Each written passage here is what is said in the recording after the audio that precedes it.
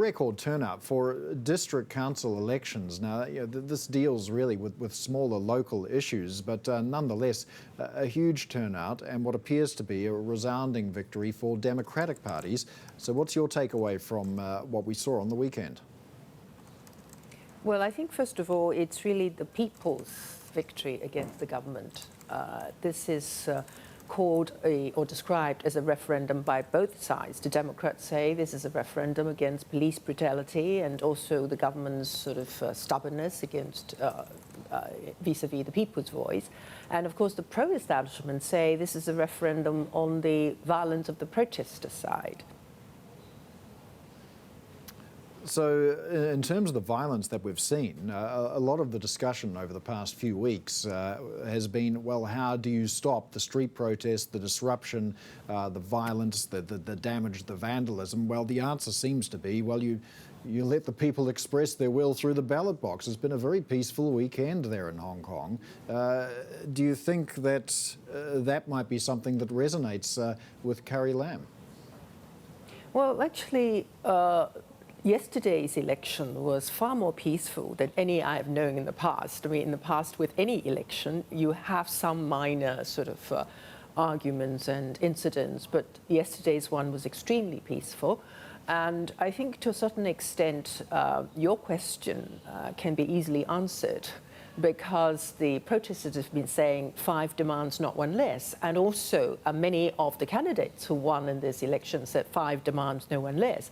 So the easiest way to stop the current situation or to return to some kind of normality is for the people, for the government to really answer or respond to the 5 demands. Well, be that as it may, will we actually see the outcome of the Sunday polls translate into progress around those demands?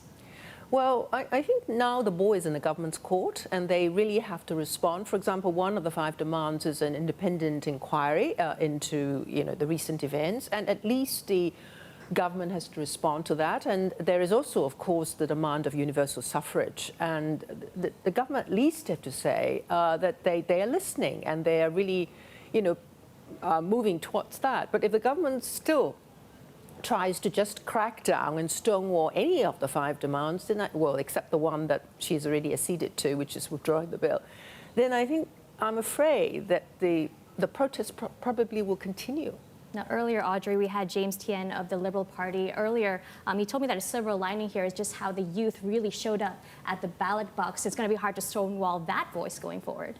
Yeah, I think also the other thing is that a lot of the candidates actually are very young. Many of them have never been in politics, they're just newcomers, but they won by, I think you used the word landslide, I would rather use tsunami, because, I mean, that's to carry on with the analogy with the protesters as they be water.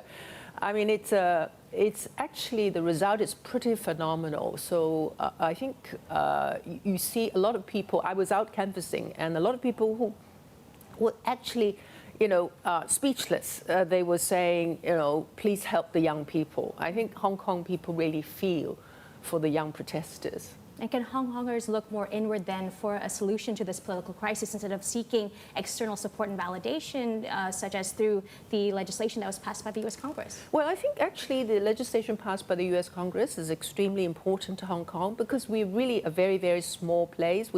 The people really have no weapon, nothing to resist really crackdown, police, guns and live rounds, rubber bullets and tear gas. We have nothing to resist that. So I think to a certain extent, US sanction or global support and global concern do help Hong Kong a lot. There were some complaints, well, 6,000 complaints, in fact, around that election, mostly to do with logistics, waiting times to vote. But one candidate, Junius Hose, spoke out and called the results abnormal. Are you aware of any results that appeared abnormal? Well, I think Junius Ho lost, and that's probably why he said it was abnormal.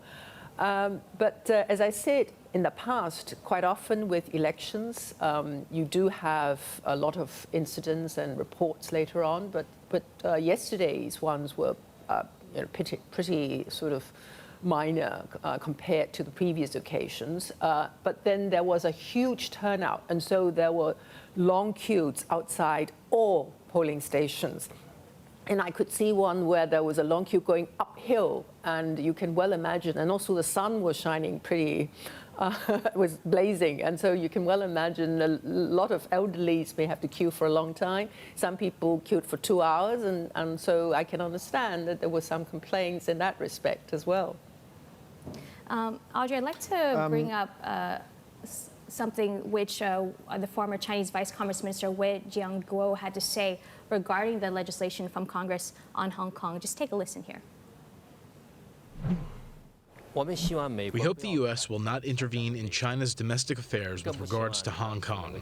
We hope President Trump does not sign the bill, as the bill doesn't reflect the reality in Hong Kong, and it's no good for the future of Hong Kong and its people.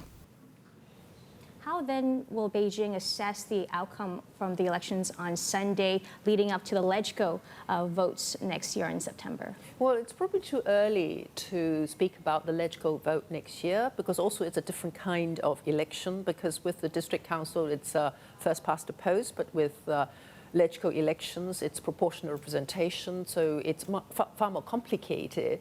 But I think for the moment, the people have spoken, and we're waiting for the government to respond. So a lot will happen. A lot will depend on the government response. As far as the comment that U.S. bill is intervention in Hong Kong, well, first of all, U.S. passed the Hong Kong Act because of the joint declaration to give Hong Kong special status because of the one country, two systems promise. But what we've been seeing in recent years is that we're really moving towards one country, one system. There's a lot of intervention in internal affairs, in election in particular. I mean, basically, you see the hand of the China liaison office very heavily on affecting the results. I'm sure this time they also did that, but it's because of the phenomenal turnout rate, 71%, which is totally unprecedented, and that has affected, therefore, the outcome. Well, in terms of one country, two systems, 2047 was due to mark the end of that arrangement anyway. What hope is there more broadly for universal suffrage when that date looms deep on the calendar? Well, actually, our basic law promises universal suffrage, and we have been given a timetable for universal suffrage earlier on. It's just that the MPC Standing Committee then made a decision which in fact gave us really not genuine universal suffrage, but some kind of a filtering process where we'll only be allowed to choose the candidates that Beijing have pre-selected. And that's not real universal suffrage, so it was turned down by the Hong Kong Legco. So we wanted this constitutional reform package to be reopened so we can really have real universal suffrage. And that should happen long before 2047. And that's why you see the young protesters, they are so agitated because they're talking about their future. And if China is reneging on its promise, then, what does the future hold?